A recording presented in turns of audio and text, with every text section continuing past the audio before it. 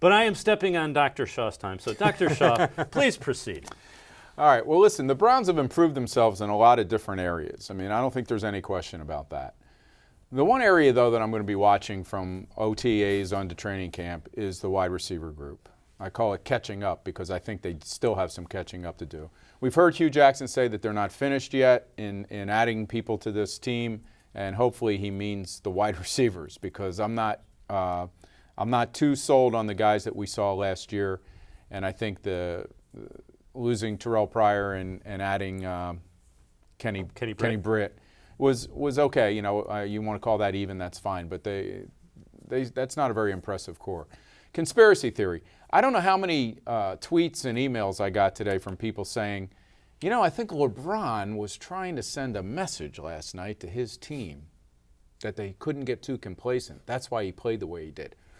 Okay, well, I'm not a conspiracy theory guy. I also ask you to look at the regular season because this is what they were. When I think Dave pointed out earlier when we were talking before the show, they lost to an Atlanta team that wasn't starting any of its guys. Whenever teams were missing their best players, these guys took their foot off the accelerator. It happened again. They can still have time to correct it. And for the Indians' contender status, you know, I don't know where they are. I don't know where the Cubs are because I see the records that they have. They're not real impressive yet. But I think anybody in Major League Baseball, if you asked them right now if they would take the Indians or the Cubs to get to the postseason and possibly win the World Series, they would still say yes. Series like what we saw against Houston are reminders of just how talented they are and how deep and versatile they are. Yeah, and keep in mind that they're doing that without Edward Encarnacion. I still think is going to hit and hit well. He's starting to.